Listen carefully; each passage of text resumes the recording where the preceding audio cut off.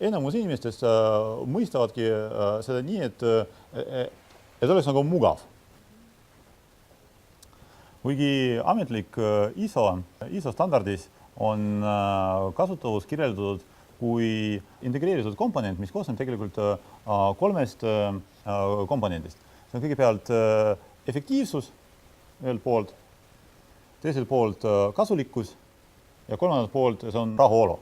Kuna Google küsib raha ainult siis, kui kasutaja teeb klõpsu reklaamil, siis sellest nagu otsest viga ei ole. Aga viga on siis, kui veebilehekülg küsib raha bänneri avaldamise eest.